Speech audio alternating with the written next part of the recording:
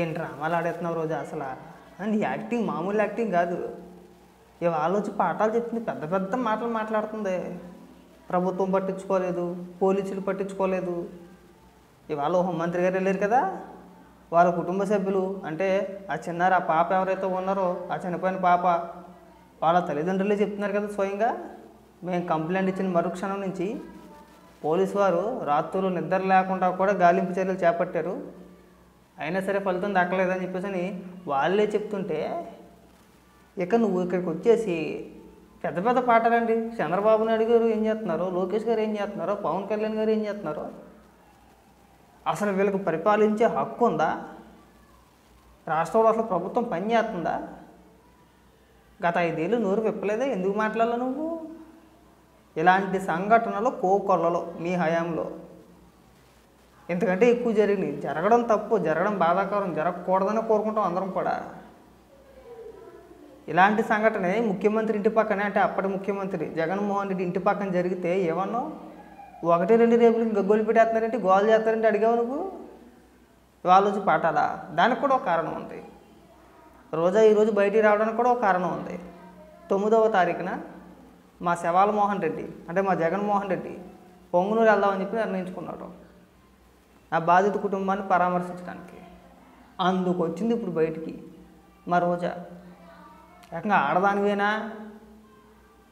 నీ దగ్గర నేర్చుకోవాలా, ఆ లక్షణాలన్నీ నీ దగ్గర నేర్చుకోవాలి. నువ్వైతే చక్కగా మాట్లాడతావు.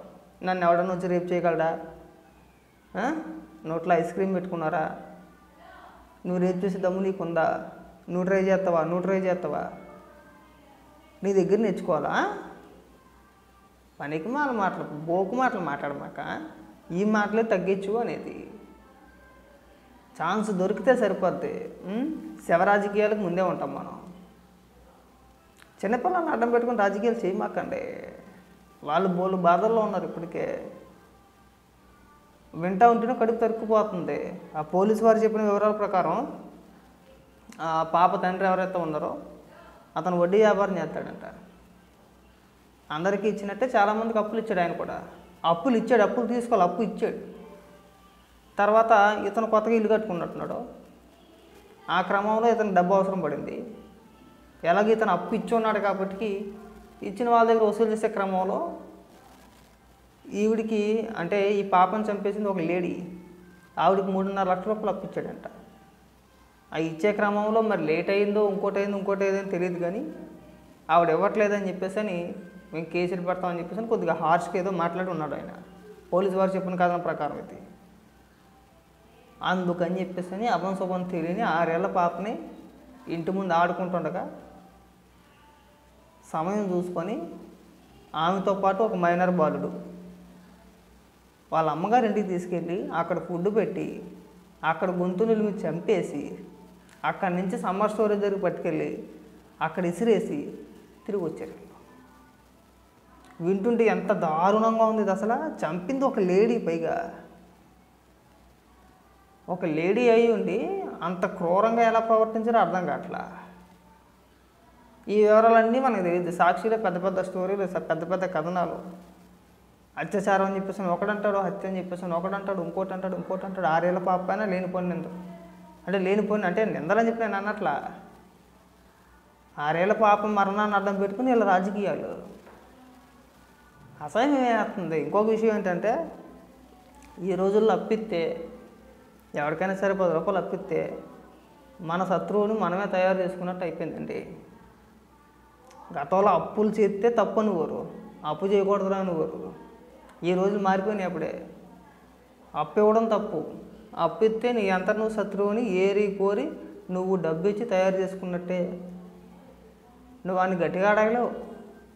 ఒకవేళ గట్టిగా అడిగావంటే ఇక ఇలాంటి సంఘటనలు చూస్తుంటే భయం వేస్తుంది. ఎవరికైనా 10 రూపాయలు ఇవ్వాలన్నా, ఒకవేళ ఎవరి దగ్గర నుంచి 10 రూపాయలు తెచ్చుకోవాలన్నా మనకి ఇవ్వాలైనా, రేపు పొద్దున్న మనకి ఏదైనా అవసరం పడి ఎవరినన్నా అడుగుదామన్నా సరే ఇచ్చేవాడు కూడా సాహసం చేయడు ఇలాంటి వ్యక్తుల వల్ల. ఇవ్వడం కూడా తప్పే. వాళ్ళు రూపాయి పాపాయి ఉంటే ఏ బ్యాంకులోనే వేసుకొని చక్కగానో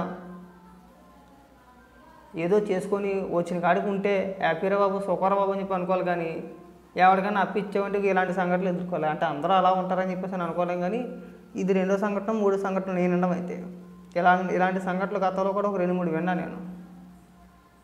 తీసుకున్న అప్పు చెల్లించలేక మా రాజమండ్రి చుట్టుపక్కల పరిసర ప్రాంతాల్లోనే అనుకుంటా, తీసుకున్న అప్పు చెల్లించలేక మందు పార్టీ అని చెప్పి పిలిచి పేకల దాకా తాగించేసి బురదకాల్లో వేసి తొక్కేశారు, చంపేశారు. అప్పు చెల్లించలేక, పెద్ద అమౌంట్ కూడా కాదు, 70,000 80,000 అయ్యే. 70,000 80,000 ఈ రోజుల్లో పెద్ద అమౌంట్ కూడా కాదు. పోనీ పాత రోజులు కూడా కాదు, బాబా 70,000 అంటారు అనుకోవడానికి. అది నా సలహా ఏంటంటే, అవసరాన్ని బట్టి అప్పు ఇవ్వండి, వడ్డీకి ఆశపడి అప్పు ఇవ్వమాకండి. ఎవడన్నా కుటుంబంలో బాగోకపోతానో పెళ్ళికో శుభకార్యాలకో ఇస్తే కొద్దిగా లెక్క ఉంటుంది, వాడికి ఒక బాధ్యత ఉంటుంది. మనం వడ్డీకి ఆశపడి ఎవరికైనా అప్పు ఇచ్చామంటే మన శత్రువుని మనం తయారు చేసుకున్నట్టే. ఇంకా మా రోజా విషయానికి వద్దాం, ఏం మాట్లాడుకుంటాం, గబ్బు. ఆవిడ గురించి మాట్లాడుకుని టైం పక్క. ఇంకెప్పుడు కూడా ఇలాంటి పాఠాలు ఎవరికి చెప్పమాకు రోజా. కాసేపు దిశ అంది, దిశ చట్టం అంది, దిశ పోలీసులు అంది. ఎక్కడుందమ్మా చట్టం? అసలు ఆ చట్టం కేంద్రం ఆమోదమే తెలపలేదు కదా, ఆ చట్టానికి లేదు కదా. ఒకవేళ ఆమోదం తెలుపుంటే కనుక మీ హయాంలో దిశ చట్టం కింద ఎంతమందిని శిక్షించారమ్మా మీరు చెప్పు. దిశ దశ లేని చట్టాన్ని ఉదాహరణ తీసుకొచ్చారు, ఏమీ లేదు, షోయింగ్ తప్పితే అక్కడ. గత 5 ఏళ్ల కాలంలో ఎక్కడ రోడ్డు ఎక్కడ ఇంతకన్నా ఘోరమైన జరిగినాయి.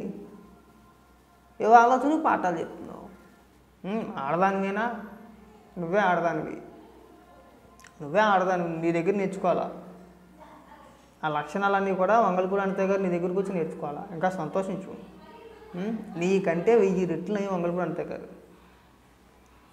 మాట్లాడతారు, స్ట్రాంగ్గా మాట్లాడతారు, గట్టిగా మాట్లాడతారు, కానీ నీలాగా డబల్ మీనింగ్ డైలాగులు కొట్టరు. డైరెక్ట్ డబుల్ మీనింగే ఉందిలే బొక్క, డైరెక్టే. మనంతా ఫేస్ టు ఫేస్ కదా, డైరెక్ట్ డైలాగులు కొట్టాడువే. నోట్లో ఏం పెట్టుకున్నావు? ఏం పెట్టేసుకుంటావు రేపు నోట్లోనే? నువ్వు జనరల్గా ఎవడన్నా మనం 10 మంది ముందు, ఒక 10 మంది ఆడవాళ్ళు ఉన్నా, 4 ఆడవాళ్ళు ఉన్నా, ఏదైనా ఒక పదం అనే ముందు వెనక ముందు ఆలోచిస్తాం, గమ్ముని ఏమన్నా అనుకుంటారేమో అని చెప్పేసి అని. అబ్బాయి మా రోజాకి అలాంటిది ఏముండదు. 100 మందే ఉన్నారు, ఇంకొక 100 మంది ఉంటే 4 బూతు మాటలు మాట్లాడేది అనుకుంటాం. ఇలాగే అనుకుంటుంది అచ్చం. మనం సిగ్గుపడతాం, నాముషి పడతాం. మా రోజాగా ఏమి ఉండవు.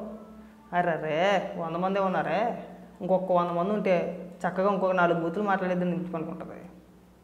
అలా అనుకునే మీడియా సమావేశం పెట్టి మీడియా రిపోర్టర్ని నువ్వు నన్ను రేపు చేస్తావా, ట్రై చేస్తావా అని అడిగింది నిస్సిగ్గుగా.